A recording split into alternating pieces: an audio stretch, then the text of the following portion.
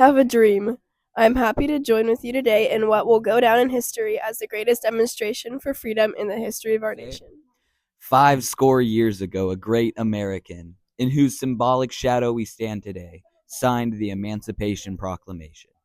This momentous decree came as a great beacon light of hope to millions of Negro slaves who had been seared in the flames of withering injustice. It came as a joyous daybreak to end the long night of their captivity. But 100 years later, the Negro still is not free. 100 years later, the life of the Negro is still sadly crippled by the manacles of segregation and the chains of discrimination.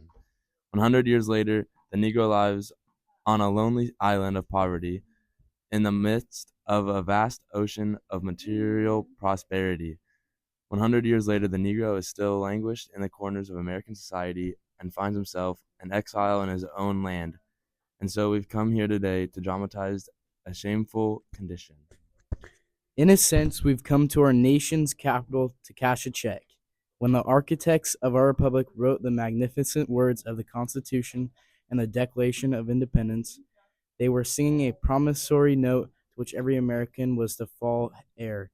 This note was a promise that all men, yes, black men as well as white men, will be guaranteed the unalienable rights of life, liberty, and the pursuit of happiness. It is obvious today that America has defaulted on this promissory note insofar as her citizens of color are concerned. Instead of honoring this sacred obligation, America has given the Negro people a bad check, a check that has come back marked insufficient funds. But we refuse to believe that the Bank of Justice is bankrupt. We refuse to believe that there are insufficient funds in the great vaults of the opportunity of this nation. And so we've come to cash this check, a check that will give us upon demand the riches of freedom and security of justice. We've also come to this hallowed spot to remind America of the fierce urgency of now. This is no time to engage in the luxury of cooling off or to take the tranquilizing drug of gradualism. Now is time to make the real the promises of democracy. Now is the time to rise from the dark and desolate valley of segregation to the sunlit path of racial justice. Now is the time to lift our nation from the quicksands of racial injustice to the solid rock of brotherhood. Now is time to make justice a reality for all of God's children.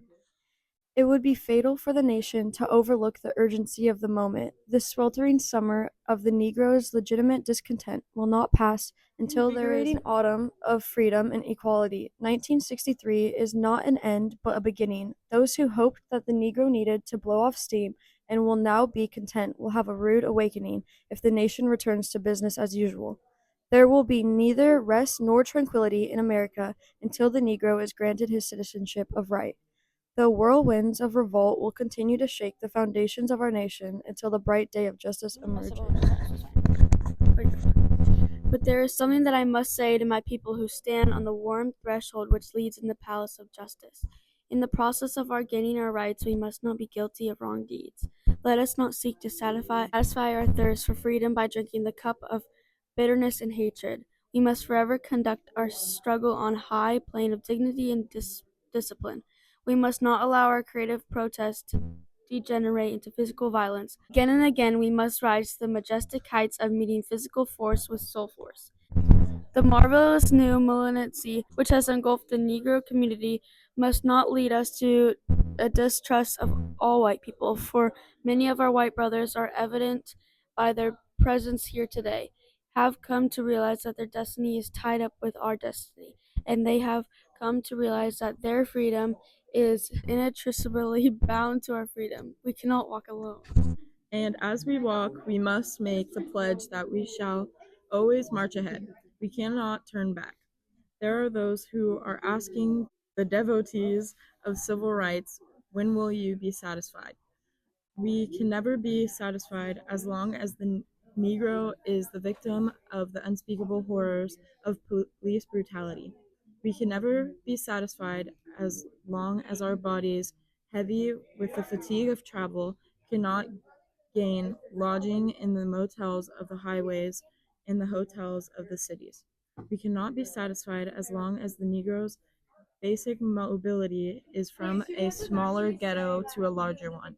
We can never be satisfied as long as our children are stripped of their selfhood and robbed of their dignity by signs stating for whites only.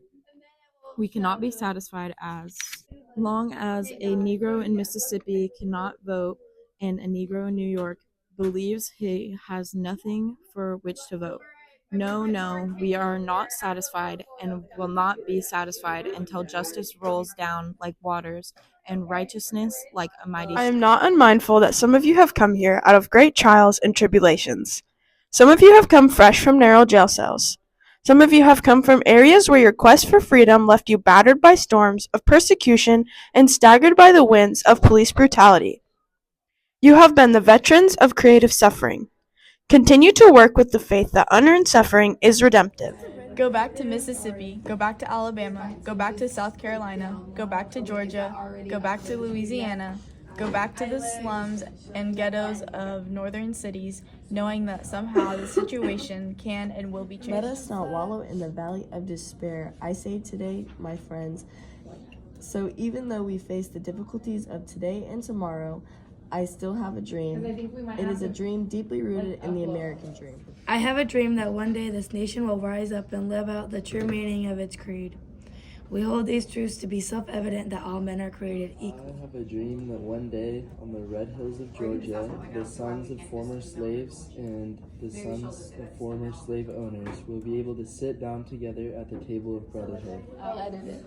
I have a dream that one day even the state of Mississippi, a state sweltering with the heat of injustice, sweltering with the heat of oppression, will be transformed into an oasis of freedom and justice. I have a dream that my 4 little children will one day live in a nation where they will not be judged by the color of their skin, but the content of their character. I have a dream today. I have a dream that one day down in Alabama, with its vicious racists, with its governor having his lips dripping with the words interposition and nullification, one day, right here in Alabama, little black boys and black girls will be able to join hands with little white boys and white girls as sisters and brothers. I have a dream today. I have a dream that one day every valley shall be exalted, and every hill and mountain shall be low. The rough places will be plain, and the crooked places will be straight. And the glory of the Lord shall be revealed, and all flesh shall see it together. This is our hope. This is the faith that I go back to the South with. With this faith, we will be able to hew out of the mountains of despair a stone of hope. With this faith, we will be able to transform the jangling discords of our nation into a beautiful thing of brotherhood. With this faith, we will be able to work together, to pray together, to struggle together, to go to jail together, to stand up for freedom together, knowing that we will be free once. This will be the day when all God's children will be able to sing with new meaning, my country, 'tis of thee, sweet land of liberty, of thee I sing. Land where my fathers died, land of the pilgrim's pride. From every mountainside, let freedom ring. And if America is to be a great nation, this must become true. And so let freedom ring from prodigious hilltops of New Hampshire. Let freedom ring from the mighty mountains of New York. Let freedom ring from the heightening Alleghenies of Pennsylvania. Let freedom ring from the snow-capped Rockies of Colorado. Let freedom ring from the curvaceous slopes of California. Not only that, let freedom ring from the Stone Mountain of Georgia. Freedom ring from Lookout Mountain of Tennessee. Let freedom ring from every hill and molehill of Mississippi, from every mountainside. Let freedom ring, and when this happens, and we allow freedom ring, when we let it ring from every village and every hamlet, from every state and every city, we will be able to speed up that day when all of God's children, black men and white men, Jews and Gentiles, Protestants and Catholics, will be able to join hands and sing in the words of the old Negro spiritual. Free at last, thank God Almighty, we are free at last.